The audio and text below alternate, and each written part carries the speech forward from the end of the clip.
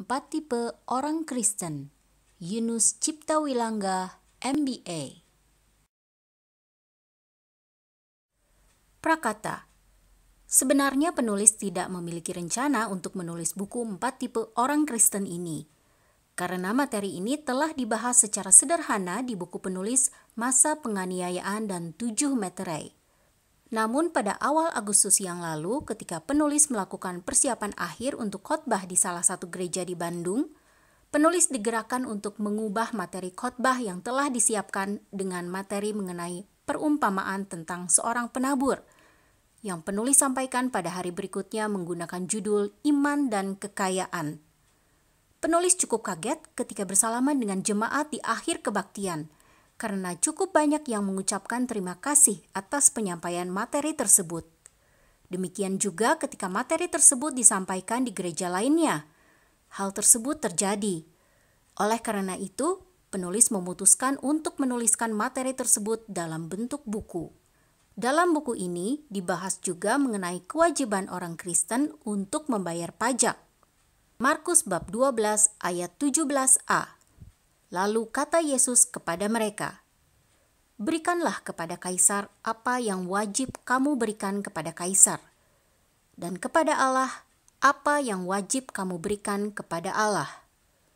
Dan pajak merupakan pergumulan penulis sejak tahun 2000-an. Dan firman Tuhan mengenai empat tipe orang Kristen ini sesungguhnya merupakan salah satu cara Tuhan untuk mendorong agar penulis membayar pajak dengan baik dan benar. Sungguh Allah kita maha baik yang terus-menerus menegur dan membimbing kita agar kita dapat hidup seperti Kristus. 1 Yohanes bab 2 ayat 6. Barang siapa mengatakan bahwa ia ada di dalam Dia, ia wajib hidup sama seperti Kristus telah hidup. Akhirnya, segala kemuliaan bagi Allah yang memberikan segala hikmat dan kemurahannya kepada kita. 2 Korintus bab 4 ayat 7. Tetapi harta ini kami punyai dalam bejana tanah liat, supaya nyata bahwa kekuatan yang melimpah-limpah itu berasal dari Allah, bukan dari diri kami. Soli Deo Gloria, penulis. Empat tipe orang Kristen. Mari kita baca Matius bab 13 ayat 1-9 dan 18-23. Bab 13 ayat 1. Pada hari itu, keluarlah Yesus dari rumah itu dan duduk di tepi danau. Bab 13 ayat 2. Maka datanglah orang banyak berbondong-bondong lalu mengerumuni Dia, sehingga Ia naik ke perahu dan duduk di situ. Sedangkan orang banyak semuanya berdiri di pantai. Bab 13 ayat 3. Dan Ia mengucapkan banyak hal dalam perumpamaan kepada mereka. Katanya, adalah seorang penabur keluar untuk menabur. Bab 13 ayat 4. Pada waktu ia menabur, sebagian benih itu jatuh di pinggir jalan. Lalu datanglah burung dan memakannya sampai habis. Bab 13 ayat 5. Sebagian jatuh di tanah yang berbatu-batu, yang tidak banyak tanahnya. Lalu benih itu pun segera tumbuh, karena tanahnya tipis. Bab 13 ayat 6. Tetapi sesudah matahari terbit, layulah ia dan menjadi kering, karena tidak berakar. Bab 13 ayat 7. Sebagian lagi jatuh di tengah semak duri. Lalu makin besarlah semak itu dan menghimpitnya sampai mati. Bab 13 ayat 8. Dan sebagian jatuh di tanah yang baik, lalu berbuah. Ada yang 100 kali lipat, ada yang 60 kali lipat, ada yang 30 kali lipat. Bab 13 ayat 9. Siapa bertelinga, hendaklah ia mendengar. Bab 13 ayat 18. Karena itu, dengarlah arti perumpamaan penabur itu. Bab 13 ayat 19. Kepada setiap orang yang mendengar firman tentang kerajaan sorga, tetapi tidak mengertinya, datanglah si jahat dan merampas yang ditaburkan dalam hati orang itu. Itulah benih yang ditaburkan di pinggir jalan. Bab 13 ayat 20. Benih yang ditaburkan di tanah yang berbatu-batu ialah orang yang mendengar firman itu dan segera menerimanya dengan gembira. Bab 13 ayat 21. Tetapi ia tidak berakar dan tahan sebentar saja. Apabila datang penindasan atau penganiayaan karena firman itu, orang itu pun segera murtad. Bab 13 ayat 22. Yang ditaburkan di tengah semak duri ialah orang yang mendengar firman itu, lalu kekhawatiran dunia ini dan tipu daya kekayaan menghimpit firman itu sehingga tidak berbuah. Bab 13 ayat 23. Yang ditaburkan di tanah yang baik ialah orang yang mendengar firman itu dan mengerti, dan karena itu ia berbuah. Ada yang 100 kali lipat, ada yang 60 kali lipat, ada yang 30 kali lipat. Perumpamaan tentang penabur di atas menjelaskan tentang 4 tipe orang Kristen. Orang Kristen tipe pertama. Orang Kristen tipe pertama dijelaskan di Matius bab 13 ayat 4. Pada waktu ia menabur, sebagian benih itu jatuh di pinggir jalan, lalu datanglah burung dan memakannya sampai habis. Dan penjelasannya ada di ayat 19. Kepada setiap orang yang mendengar firman tentang kerajaan sorga, tetapi tidak mengertinya, datanglah si jahat dan merampas yang ditaburkan dalam hati orang itu. Itulah benih yang ditaburkan di pinggir jalan.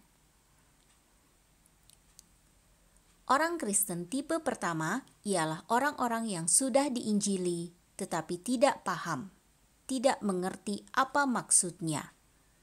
Ia tidak paham apa makna keselamatan dalam Kristus. Karena itu sebenarnya orang ini belum menjadi anak Tuhan. Bisa jadi orang tersebut merasa bahwa ia seorang anak Tuhan. Bisa jadi di KTP-nya tertulis beragama Kristen. Bisa jadi ia anggota sebuah gereja. Bisa jadi orang tuanya orang-orang Kristen. Bahkan bisa jadi ayahnya seorang pendeta sekalipun. Tapi sebenarnya ia tidak paham makna dari keselamatan. Jadi orang Kristen tipe pertama ini sebenarnya bukanlah anak Tuhan. Ia belum menjadi anak Tuhan. Roma bab 10 ayat 9 menjelaskan tentang keselamatan. Sebab jika kamu mengaku dengan mulutmu bahwa Yesus adalah Tuhan dan percaya dalam hatimu bahwa Allah telah membangkitkan Dia dari antara orang mati, maka kamu akan diselamatkan. Mengaku memiliki konotasi dengan sadar. Seseorang harus dalam keadaan sadar ketika membuat pengakuan. Itu sebabnya di surat-surat pernyataan atau pengakuan di bawahnya selalu ditulis, surat pernyataan atau pengakuan ini saya buat dalam keadaan sadar, tanpa tekanan apapun, dan dalam keadaan sehat walafiat. Jadi kalau tidak sadar, maka apa yang ia sampaikan tidak dianggap atau diakui sebagai suatu pernyataan atau pengakuan. Demikian juga dalam kata percaya, tersirat konotasi paham. Kita tidak mungkin percaya sesuatu yang tidak kita pahami. Cucu penulis pernah bertanya, "Kek, mana yang lebih besar, matahari atau bulan?" "Matahari," jawab penulis. "Kayaknya besar bulan," balasnya. Penulis jawab, "Matahari kelihatan kecil karena jauh." Kakek beri contoh. Penulis mengambil sebuah buku dan menjelaskan, Kamu lihat buku ini.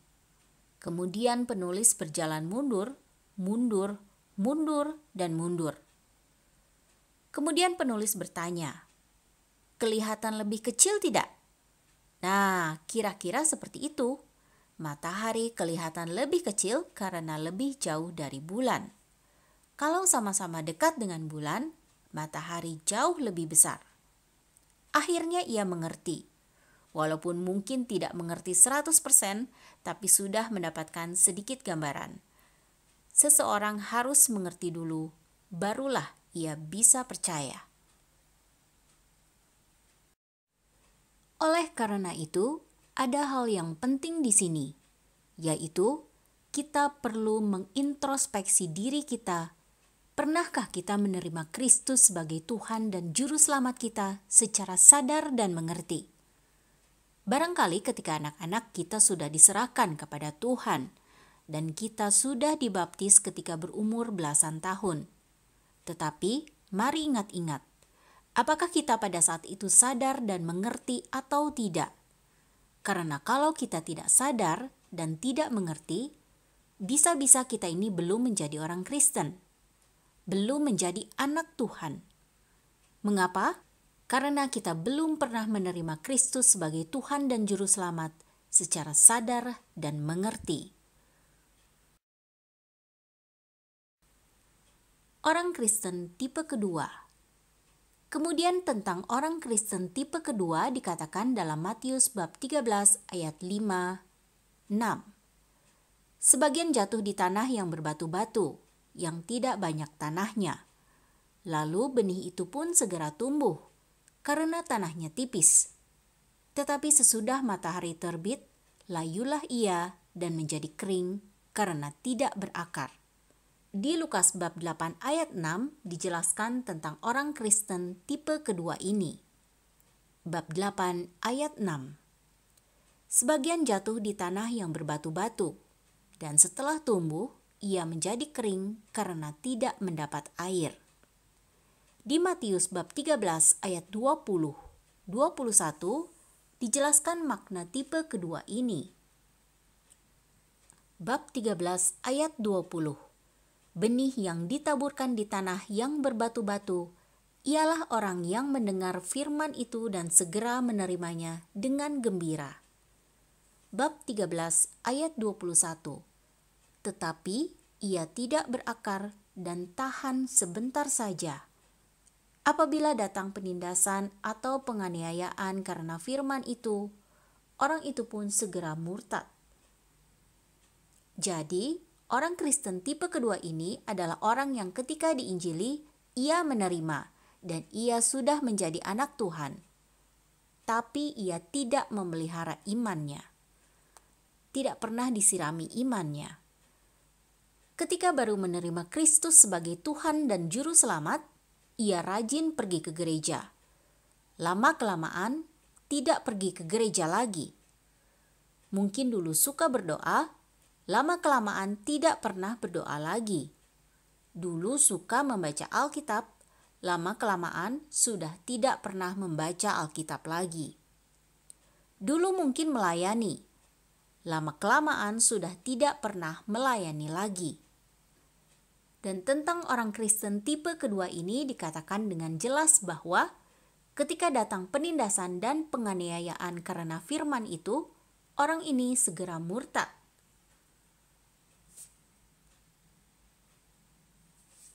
Beberapa dari mereka mendengar firman Allah, peka terhadap apa yang baik. Namun, mereka hanya menyimpan firman Allah dalam pikiran mereka, bukan dalam hati mereka, dan tidak melakukan firman tersebut dalam kehidupan mereka. Kehidupan kekristenan mereka hanya sekedar melakukan ritual keagamaan sehingga tidak berakar dalam firman. Akibatnya, ketika semua berjalan dengan baik, mereka percaya. Namun, ketika mengalami kesulitan dan aniaya, mereka melepaskan iman mereka dan berpindah pada kepercayaan lain. Orang Kristen tipe ketiga. Matius bab 13 ayat 7 mengatakan, sebagian lagi jatuh di tengah semak duri. Lalu makin besarlah semak itu dan menghimpitnya sampai mati. Bab 13 ayat 22. Yang ditaburkan di tengah semak duri ialah orang yang mendengar firman itu. Lalu kekhawatiran dunia ini dan tipu daya kekayaan menghimpit firman itu sehingga tidak berbuah. Orang Kristen tipe ketiga adalah orang-orang yang menerima Kristus sebagai Tuhan dan Juru Selamat mereka, dan iman mereka sempat bertumbuh.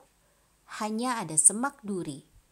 Semak duri juga bertumbuh, dan kita tahu semak duri tumbuhnya lebih cepat daripada padi atau gandum. Akhirnya, semak duri menekan tanaman itu sehingga mati dan tidak sempat berbuah. Di Yohanes bab 15 ayat 2 dikatakan, bab 15 ayat 2, setiap ranting padaku yang tidak berbuah dipotongnya, dan setiap ranting yang berbuah dibersihkannya, supaya ia lebih banyak berbuah. Semak belukar dan turunannya. Kita akan membahas secara lebih rinci tentang semak duri ini. Matius bab 13 ayat 7. Sebagian lagi jatuh di tengah semak duri, lalu makin besarlah semak itu dan menghimpitnya sampai mati. Bab 13 ayat 22.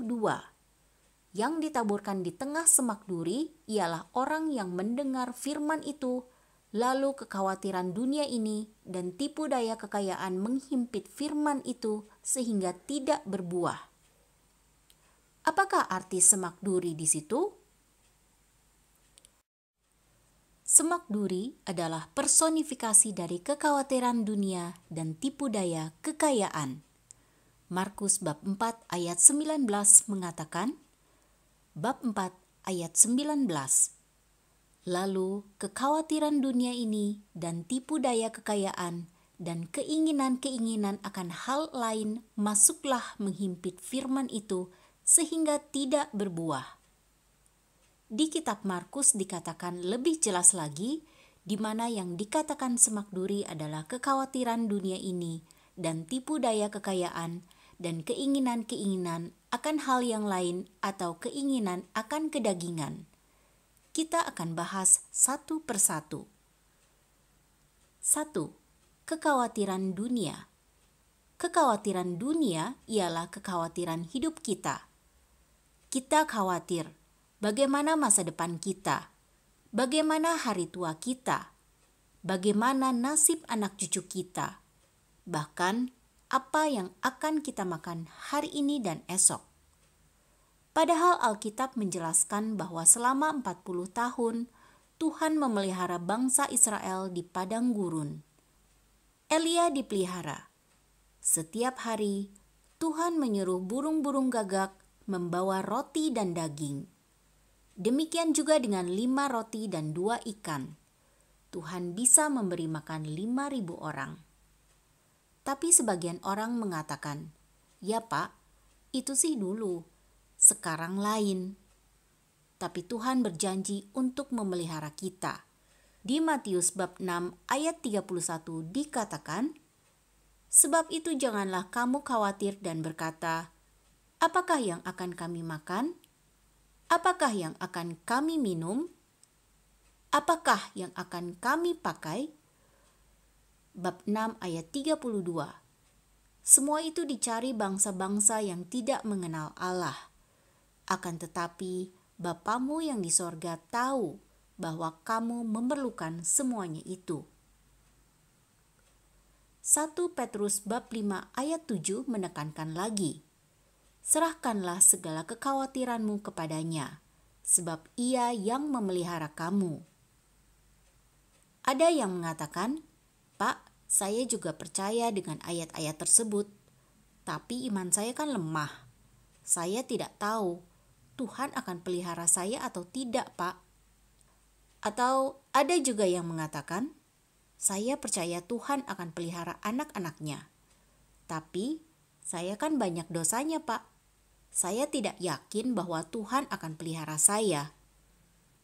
Artinya apa? Banyak alasan di mana intinya ia tidak percaya kepada Tuhan, tetapi lebih percaya pada manusia dan harta. Ini Pak, harta kekayaan dan keluarga yang akan menjamin hidup saya sekarang, bahkan sampai hari tua saya. 2. Tipu daya kekayaan. Kita tahu bahwa hari-hari ini kita hidup di dunia di mana gaya hidup mewah dipertontonkan. Ketika kita nonton TV, diceritakan betapa besar dan mewah rumah si A. Lalu siapa-siapa yang punya pesawat pribadi, punya mobil mewah, dan sebagainya, dan sebagainya. Di berita daring, setiap hari diberitakan tentang si B atau si C yang baru beli kapal mewah. Bintang film atau selebriti X sedang liburan di Paris, New York, dan sebagainya. Mereka menginap di hotel berbintang dengan biaya ratusan juta per malamnya. Mereka makan di restoran mewah yang terkenal akan kelezatannya karena dimasak oleh chef terkenal. Sehari-hari aksesoris yang mereka kenakan seperti ini. Jam tangannya merek Richard Mille seri khusus, harganya 30 miliar. Kemudian dijelaskan saat-saat mereka berbelanja barang-barang bermerek. Bukan hanya selebriti, setiap hari kita juga melihat teman-teman kita di WhatsApp. Wah, teman kita lagi liburan di sini. Lalu teman kita yang lain sedang makan di restoran terkenal dengan mengenakan baju yang indah. Wah, saudara kita ganti mobil. Teman main kita beli handphone baru. Tiap hari kita melihat dan disuguhkan hal-hal seperti itu. Dan kita melihat betapa hidup mereka begitu menyenangkan. Karena itu kita sangat ingin menjadi orang kaya. Karena kalau kita kaya, kita bisa menikmati hal-hal luar biasa seperti itu. Bolehkah kita menjadi orang kaya? Boleh. Abraham orang kaya. Daud juga kaya. Hanya yang harus hati-hati adalah jangan sampai kita jadi orang Kristen tipe ketiga yang antara lain memiliki ciri-ciri. Standarnya adalah uang. 1 Timotius bab 6 ayat 10 menjelaskan bahwa karena akar segala kejahatan ialah cinta uang. Sebab oleh memburu uanglah beberapa orang telah menyimpang dari iman dan menyiksa dirinya dengan berbagai-bagai duka. Walaupun ada ayat ini, tetap banyak orang merasa bahwa uang tetap yang paling penting. Ini adalah jaminan masa depan dan kebahagiaan mereka di dunia. Karena itu, orang Kristen tipe ketiga ini biasanya mengukur segalanya dengan uang. Standarnya adalah uang. Ketika dikenalkan dengan orang baru, ia seorang yang baik dan rohani, dengan gaya bicara yang ramah dan santun. Namun, mereka tidak langsung menerimanya karena mereka berpikir, orang ini baik, tapi bisa mendatangkan uang atau tidak ya? Menguntungkan kita secara materi tidak ya? Jika tidak, maka mereka tidak berselera untuk berhubungan lebih lanjut.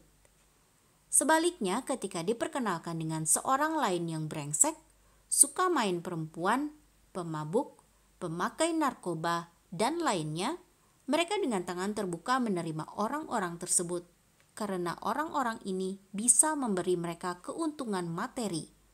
Standarnya adalah mana yang mendatangkan uang, bukan mana yang membawa kebaikan pada mereka. Dalam keluarga pun standarnya uang. Anak kita yang kecil perilakunya baik. Jika kita sakit, ia menjenguk dan mengantar kita ke rumah sakit. Tapi sayang, jika kita butuh uang, ia cuma bisa memberi sedikit karena ekonominya kurang baik. Dan seringkali kita menganggap anak seperti ini payah. Lain dengan anak yang satu lagi. Walaupun kelakuannya brengsek, tidak pernah nengok, bahkan ketika kita sakit sekalipun, namun karena kiriman uangnya besar, kita anggap ia anak yang berbakti. Ada suami yang baik, setia, mengasihi istri, tapi tidak dihargai istrinya karena ia tidak bisa mencari uang yang banyak. Bahkan penulis menyaksikan ada istri yang berani menghina suaminya karena si istri punya penghasilan lebih besar. Apakah ia tahu bahwa ia harus tunduk pada suaminya? Tahu, tapi ia menjawab, "Saya mau tunduk pada suami kalau suami punya penghasilan lebih besar dari saya. Sekarang kan sebagian besar dari biaya keluarga saya yang tanggung. Kenapa saya harus tunduk? Kalau dia ingin saya tunduk, ia harus bisa mencari uang lebih banyak daripada saya. Nanti saya tunduk." Artinya apa? Standarnya bukan Alkitab lagi. Standar dalam keluarga itu ialah dompet. Cara mendapatkan uang. Dan yang paling jelas dilihat dari bagaimana cara mendapatkan uangnya. Mereka yang cinta uang di kelompok orang Kristen tipe ketiga ini, ketika mencari uang tidak memperdulikan cara. Mereka berprinsip halal tidak halal tidak penting. Duit tidak berbau. Mau nyogok? Boleh. Mau nipu? Boleh. Mau meras? Boleh. Mau manipulasi? Boleh. Yang penting dapat uang. Tidak membantu saudaranya. Orang Kristen tipe ini juga jarang mau bantu saudaranya. Mereka akan lihat, kalau saudaranya dibantu, ada untungnya tidak?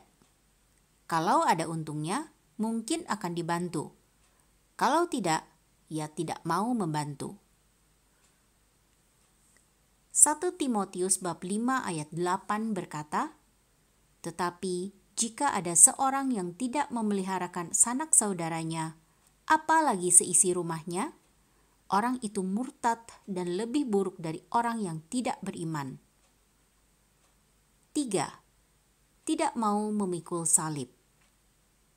Tuhan Yesus dengan jelas menyatakan, Matius bab 16 ayat 24. Lalu Yesus berkata kepada murid-muridnya, "Setiap orang yang mau mengikut aku, ia harus menyangkal dirinya, memikul salibnya, dan mengikut aku." Begitu kita ingin menjadi pengikut Kristus, Tuhan berkata, "Kamu harus menyangkal dirimu. Kamu harus belajar hidup kudus." Beberapa orang seringkali berkata, "Saya bukannya enggak mau hidup kudus. Sekarang masih belum bisa, Pak. Saya bisnis di bidang ini. Saya enggak bisa. Kalau saya enggak ikutan ke night club, enggak ikutan main cewek, nanti orang menjauhi saya dan saya bisa enggak dapat order. Di bisnis saya kalau enggak pakai tipu-tipu dan manipulasi, harganya enggak kena, Pak. Intinya sekarang masih belum, Pak. Tapi nantilah, Pak." Intinya bukan tidak bisa, melainkan tidak mau. Lukas bab 14 ayat 27. "Barang siapa tidak memikul salibnya dan mengikut aku, ia tidak dapat menjadi muridku." Bahaya menjadi orang Kristen tipe ketiga, berganti keyakinan demi harta. Di Matius bab 6 ayat 24 dengan jelas dikatakan, "Tak seorang pun dapat mengabdi kepada dua tuan. Karena jika demikian, ia akan membenci yang seorang dan mengasihi yang lain. Atau ia akan setia kepada yang seorang dan tidak mengindahkan yang lain. Kamu tidak dapat mengabdi kepada Allah dan kepada Mamon." Ketika kita lebih condong pada Mamon, pada saat itu kita sudah menggeser Tuhan. Kita tidak bisa mengasihi dua-duanya. Kita hanya bisa pilih salah satu saja. Ketika kita lebih mengasihi Tuhan, kita tidak mengasihi Mamon. Dan ketika kita lebih mengasihi Mamon, kita tidak mengasihi Tuhan. Pilihannya hanya seperti itu. Selanjutnya Lukas bab 12 ayat 15 menasehatkan kita.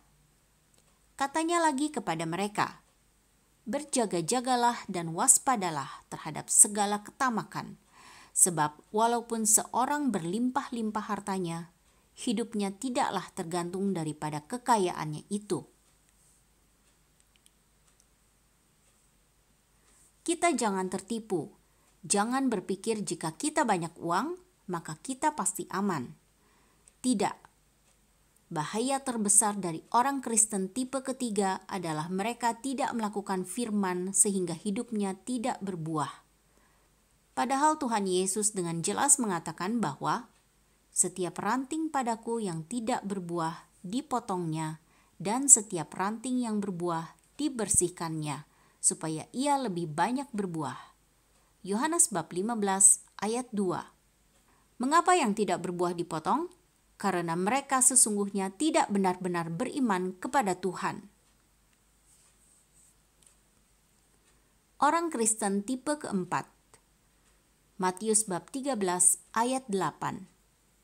Dan sebagian jatuh di tanah yang baik lalu berbuah. Ada yang 100 kali lipat, ada yang 60 kali lipat, ada yang 30 kali lipat. Bab 13 ayat 23. Yang ditaburkan di tanah yang baik ialah orang yang mendengar firman itu dan mengerti, dan karena itu ia berbuah. Ada yang 100 kali lipat, ada yang 60 kali lipat, ada yang 30 kali lipat.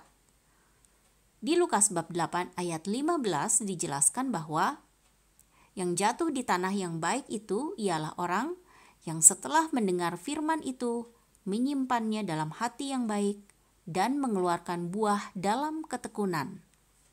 Jadi, orang Kristen tipe keempat ini adalah orang Kristen yang bukan hanya mendengar firman, tapi mengerti, kemudian menyimpan dalam hatinya, dan dengan tekun melakukan firman tersebut dalam kehidupannya, sehingga menghasilkan buah. Menarik sekali, ayat di Matius bab 13 ayat 23 menempatkan mengerti di depan berbuah. Orang yang mendengar firman itu dan mengerti, dan karena itu ia berbuah. Artinya kita hanya bisa berbuah kalau kita sebelumnya mengerti firman, atau sebaliknya kita tidak mungkin berbuah kalau kita tidak mengerti. Karena itu, mengerti firman adalah salah satu kunci untuk bisa menjadi orang Kristen tipe 4, yaitu orang Kristen yang berbuah.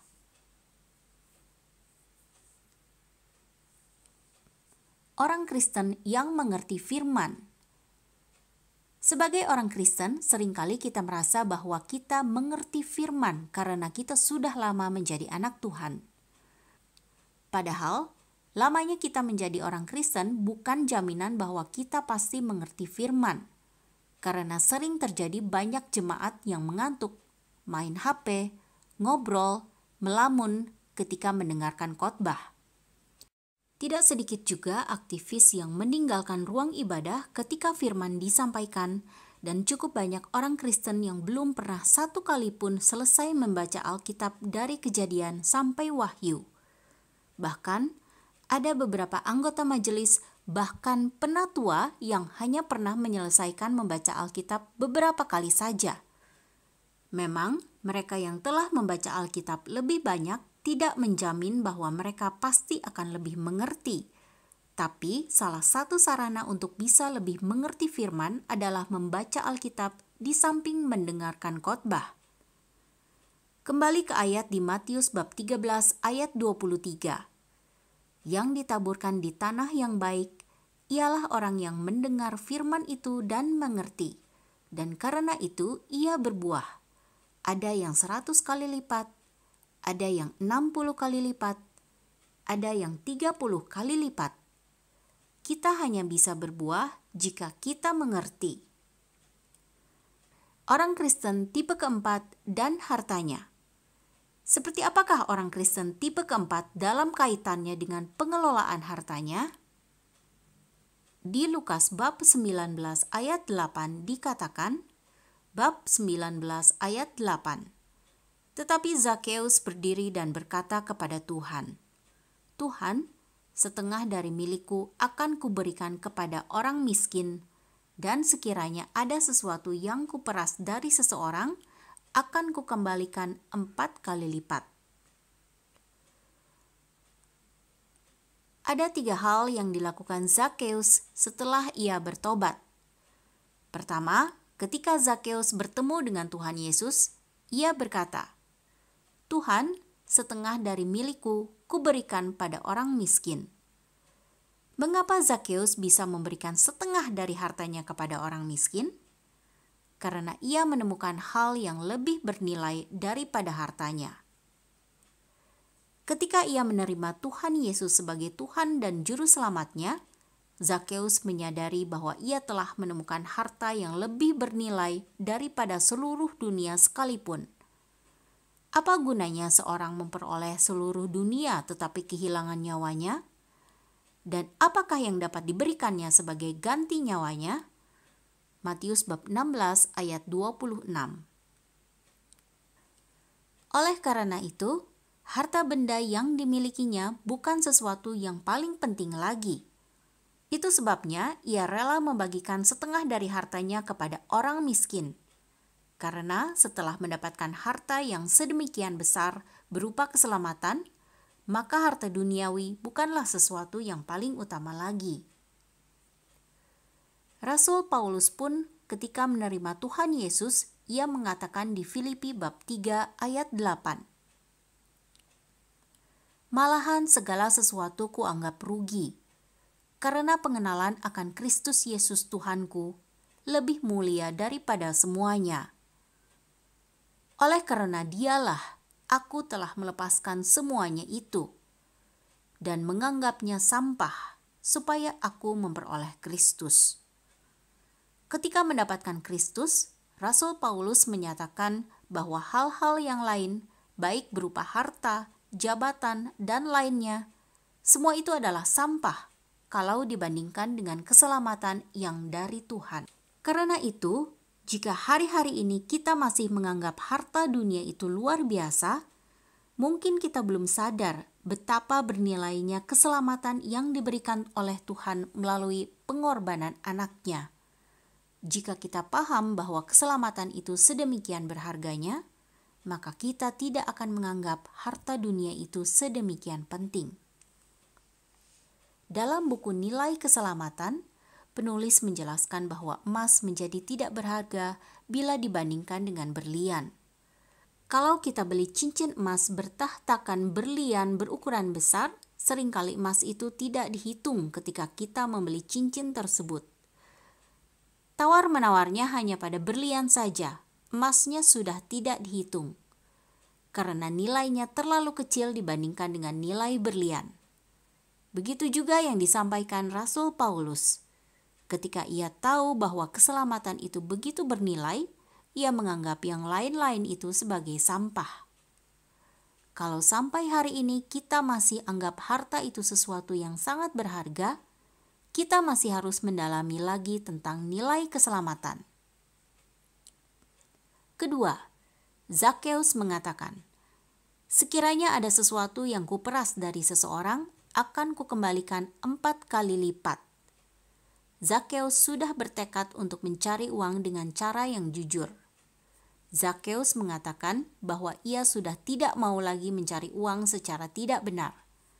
Bahkan, kalau ada yang dulu pernah ia peras, ia akan kembalikan karena baginya mengumpulkan harta dunia bukan lagi sesuatu yang utama. Oleh karena itu, Zakheus sudah tidak mau mencari uang dengan cara yang tidak benar. Sama seperti dikatakan dalam Efesus bab 4 ayat 28, orang yang mencuri, janganlah ia mencuri lagi. Tetapi baiklah ia bekerja keras dan melakukan pekerjaan yang baik dengan tangannya sendiri, supaya ia dapat membagikan sesuatu kepada orang yang berkekurangan. Kalau kita sudah benar-benar menjadi orang Kristen tipe keempat, maka kita tidak akan mau mencari nafkah dengan cara menipu, memeras, mencuri, berbohong, dan cara-cara lain yang tidak sesuai firman Tuhan. Sebagai karyawan pun kita sudah tidak mau korupsi, menerima sogokan, uang komisi, dan sejenisnya. Kita juga tidak akan mau pura-pura sakit, kerja lambat-lambat, tapi kita akan bekerja keras sesuai dengan kemampuan kita. Ketiga, kita pun hanya mau melakukan pekerjaan yang baik. Yang diterjemahkan Alkitab yang lain dikatakan, melakukan pekerjaan yang halal. Membayar pajak dan persepuluhan. Dalam Lukas bab 20 ayat 25 dicatat, lalu kata Yesus kepada mereka, "Kalau begitu, berikanlah kepada Kaisar apa yang wajib kamu berikan kepada Kaisar, dan kepada Allah apa yang wajib kamu berikan kepada Allah." Berikanlah kepada Kaisar apa yang wajib kamu berikan kepada Kaisar. Yang wajib kita berikan pada Kaisar atau pemerintah adalah pajak. Dan pajak merupakan pergumulan penulis sejak tahun 2000-an. Tahun 2002 penulis menulis sebuah buku yang berjudul Memang dalam Persaingan Gereja. Buku ini tentang bagaimana menerapkan manajemen modern dalam gereja. Kemudian salah satu dosen STT di Bandung meminta penulis untuk menyampaikan materi tersebut kepada para siswa program pasca sarjana di tempat beliau mengajar. Jadi, penulis bawakan materi tersebut setelah memperkenalkan diri. Ketika di sesi tanya jawab, ada seorang mahasiswa yang bertanya, "Pak Yunus, Bapak kan pengusaha. Apakah Bapak membayar pajak dengan benar?" Waduh, penulis kaget sekali dengan pertanyaan tersebut. Kemudian penulis menjawab sambil memohon maaf karena penulis belum membayar pajak dengan benar dan penulis malu sekali. Sebab itu mulai saat itu penulis berusaha untuk dapat membayar pajak dengan baik. Tapi tidak ada kesempatan, karena jika kita ingin memperbaiki dan membayar pajak dengan benar, maka nilai pajak kita tersebut dapat digunakan oleh petugas pajak untuk mengoreksi pajak-pajak kita yang lama sampai 5 tahun ke belakang, bahkan sampai 10 tahun jika dianggap ada unsur pidana. Dan nilai koreksinya akan sangat besar dan kemungkinan tidak akan sanggup untuk kita tanggung.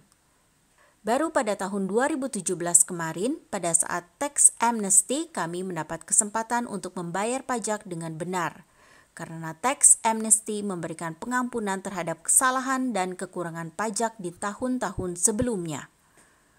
Namun, ketika selesai melakukan tax amnesty dan kami mulai akan membayar pajak 100% dengan benar, kami mendapat tantangan, apakah perlu membayar pajak dengan benar? Mengapa? Pertama, tahun 2015, penulis sudah mendapat 2 penghargaan. Satu, restoran penulis mendapat penghargaan dari pemerintah daerah Kota Madya Bandung sebagai pembayar pajak patuh dan kedua dari Dirjen Pajak.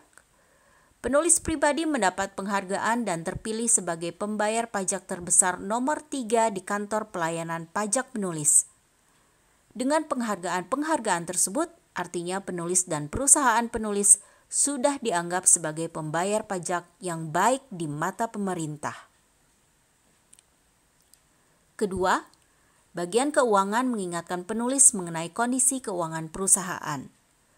"Pak, ini kondisi perusahaan kita. Bapak tahu kan persaingan di restoran saat ini? Kalau kita naikkan pembayaran pajak kita, maka ini adalah daftar restoran yang mungkin bakal ditutup.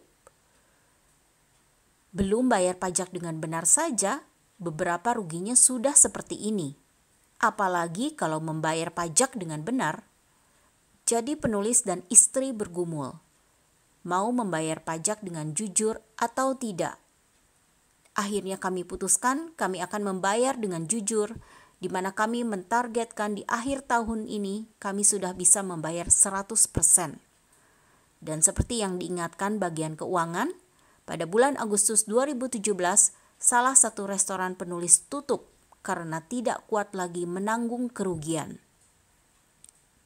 Itu restoran terbesar kami, restoran kebanggaan kami. Gedungnya besar 2 lantai dan berada di Jakarta. Restoran tersebut sering menerima pesta pernikahan, dan kalau di perusahaan kami ada acara-acara, biasa dilakukan di sana, karena itu merupakan restoran kebanggaan kami. Luas tanahnya 3.000 meter. Besar sekali dan sekarang tutup. Penulis dan istri kembali bergumul. Apakah mau terus atau tidak? Kalau terus, ini daftar restoran berikutnya yang mungkin akan ditutup juga. Setelah bergumul, Akhirnya penulis dan istri sepakat bahwa kami akan meneruskan program pajak 100%. Bahkan kalau nanti harus tutup lagi beberapa restoran, sehingga yang tersisa tinggal setengahnya pun kami akan menerima. Kemudian setelah itu Tuhan mengingatkan agar penulis melaporkan dan membayar pajak sebuah transaksi. Ada satu transaksi lama yang Tuhan minta supaya penulis laporkan. Dan kalau penulis laporkan, maka penulis harus bayar pajak yang luar biasa besar, sangat besar jumlah uangnya.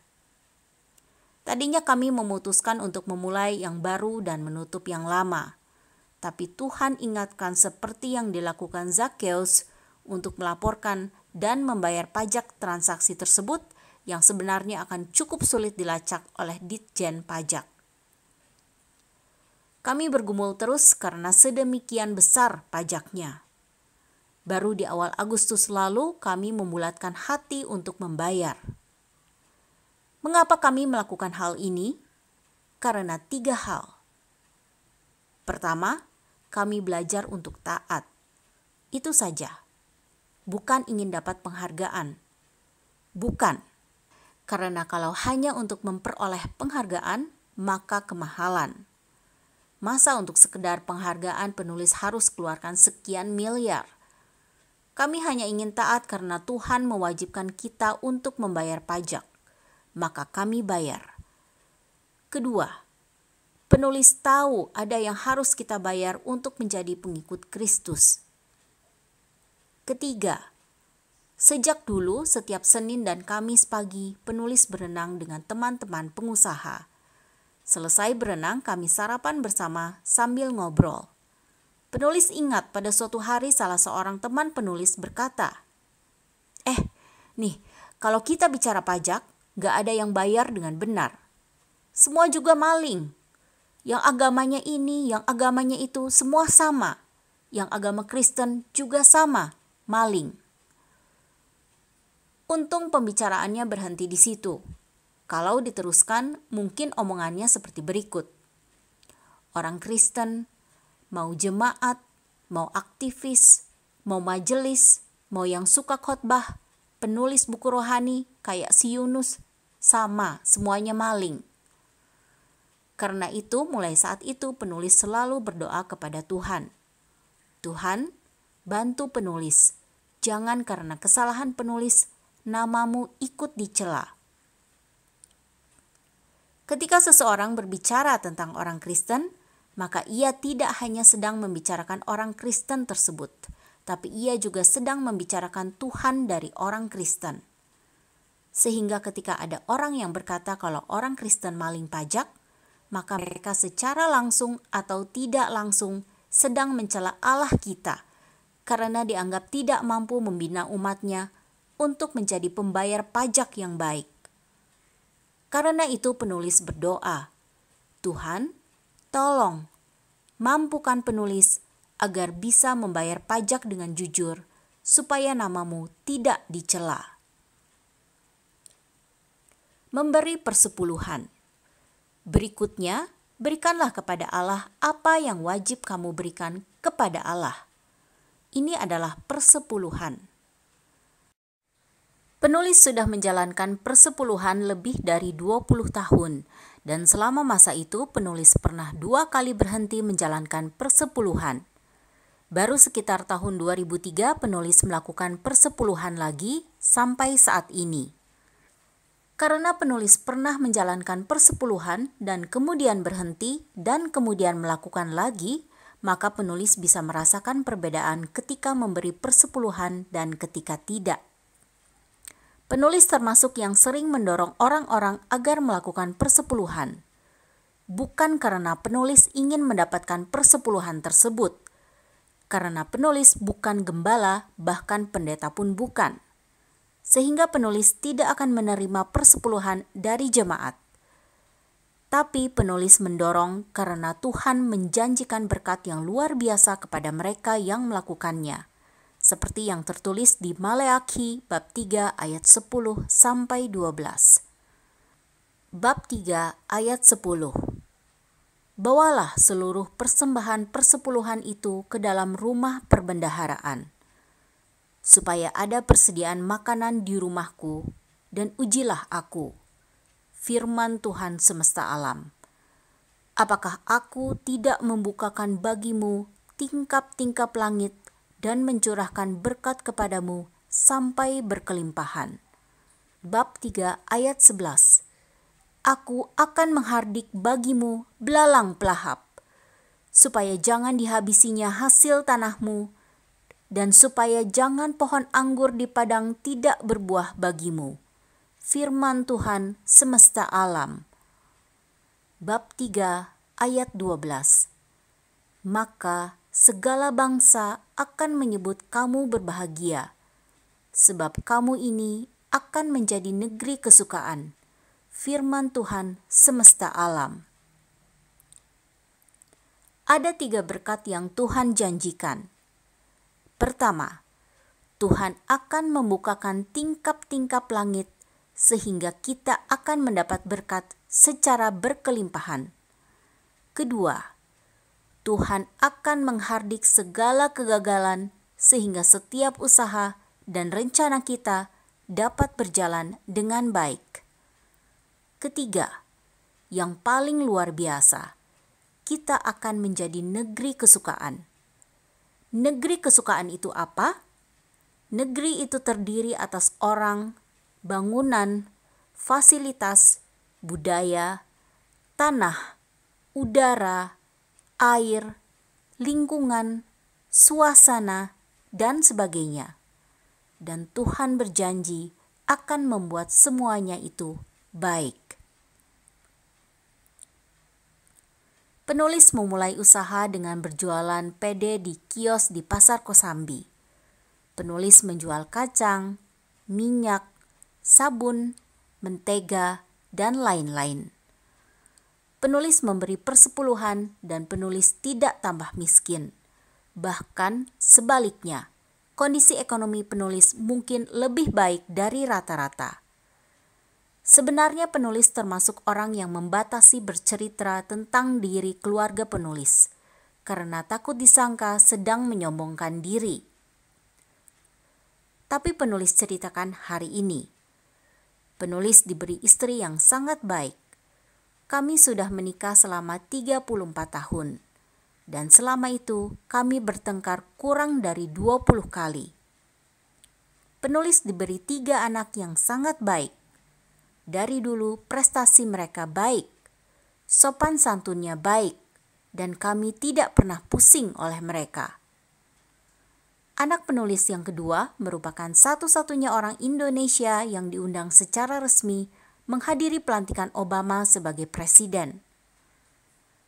Ketika Presiden Obama dilantik pertama kali, satu-satunya yang diundang hadir mewakili Indonesia adalah anak penulis.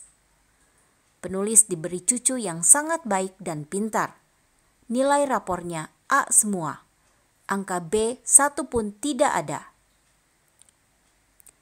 Suasana rumah penulis sangat tenang. Tidak ada yang jerat-jerit. Dan penulis tidak pernah lihat ketiga anak penulis bertengkar. Tuhan memberikan segala yang terbaik. Penulis mendorong kita semua untuk menjalankan persepuluhan, agar kita bisa mengalami apa yang dikatakan Ayub yang mengatakan, "Hanya dari kata orang saja aku mendengar tentang engkau, tetapi sekarang mataku sendiri memandang engkau." Ayub bab 42 ayat 5. Kalau kita mendengar firman, kita hanya mendengar. Kalau ada kesaksian, kita hanya mendengar. Tapi yang diinginkan Tuhan ialah agar kita benar-benar mengalami. Karena iman kita harus didasarkan pada apa yang kita alami, bukan berdasarkan apa yang dialami orang lain. Sehingga kita bisa seperti orang-orang Samaria yang berkata, Yohanes bab 4 ayat 42, dan mereka berkata kepada perempuan itu, "Kami percaya, tetapi bukan lagi karena apa yang kau katakan, sebab kami sendiri telah mendengar Dia dan kami tahu bahwa Dialah benar-benar juru selamat dunia. Kita sendiri mengalami apa yang dikatakan Tuhan Yesus, sehingga kita percaya dan yakin bahwa Allah itu benar. Mungkin ada yang berkata bahwa untuk bisa mengalami kuasa Tuhan, tidak harus melalui persepuluhan. Kita bisa merasakan kuasa Tuhan melalui mujizat penyembuhan dan mujizat lainnya. Betul, bisa seperti itu. Hanya ketika kita disembuhkan dari penyakit kita, maka seringkali timbul keraguan, benarkah kita disembuhkan oleh karena doa kita? Atau kita sembuh karena memang dokternya hebat, obatnya manjur, ilmu kedokteran yang maju, dan alasan lainnya. Namun, jika kita mendapat kelimpahan ketika menjalankan persepuluhan, maka kita tidak akan ragu lagi akan kuasa Tuhan, karena hal itu bertentangan dengan ilmu ekonomi, keuangan, matematika, dan ilmu lainnya. Ilmu-ilmu tersebut mengajarkan jika ingin memiliki lebih, maka kita harus mengurangi pengeluaran. Tapi Tuhan melalui firman-Nya menyatakan, berikan persepuluhan, maka engkau akan menerima kelimpahan. Semua berguguran, kecuali yang nomor 4. Secara umum, orang Kristen tipe pertama tidak pernah ke gereja, atau jika pernah pun, hanya beberapa kali saja. Orang Kristen tipe kedua jarang-jarang datang. Kadang-kadang datang, kadang-kadang tidak, karena ia tidak memelihara imannya. Sehingga mereka yang hadir di gereja adalah orang Kristen tipe ketiga dan keempat. Dan seperti yang telah dijelaskan di bagian awal, di mana dari 4 tipe orang Kristen tersebut, hanya orang Kristen tipe keempat yang akan selamat, atau yang akan masuk ke dalam kerajaan sorga. Karena 3 tipe orang Kristen lainnya akan murtad dan mati imannya.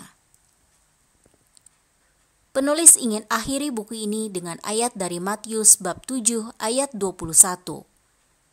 Bukan setiap orang yang berseru kepadaku, Tuhan, Tuhan, akan masuk ke dalam kerajaan sorga, melainkan dia yang melakukan kehendak Bapa-Ku yang di sorga. Ayat ini adalah satu ayat dari satu perikop yang terdiri dari 3 ayat. Perikop tersebut penulis jelaskan di buku Ciri-ciri Anak Tuhan. Jadi ingin memahami perikop itu, silakan membaca buku tersebut. Tapi dalam kesempatan ini penulis hanya ingin menjelaskan secara sederhana saja arti ayat ini. Bukan setiap orang yang berseru kepadaku, Tuhan, Tuhan, akan masuk ke dalam kerajaan sorga. Artinya, bukan semua orang yang ke gereja akan masuk kerajaan sorga. Bukan semua orang yang menyanyi memuji Tuhan akan masuk kerajaan sorga. Bukan semua orang yang mendengarkan firman Allah akan masuk kerajaan sorga. Bukan semua orang yang melayani Tuhan akan masuk kerajaan sorga. Bukan semua orang yang punya jabatan gerejawi akan masuk kerajaan sorga. Bahkan, bukan setiap orang yang khotbah dan menulis buku seperti penulis ini yang akan masuk kerajaan sorga. Karena dengan jelas dikatakan, melainkan dia yang melakukan kehendak Bapa-Ku yang di sorga. Kuncinya ialah melakukan kehendak Bapa. Selama kita tidak melakukan, mungkin kita tidak akan masuk kerajaan sorga. Karena standarnya bukan berseru-seru, bukan hadir, tapi taat melakukan.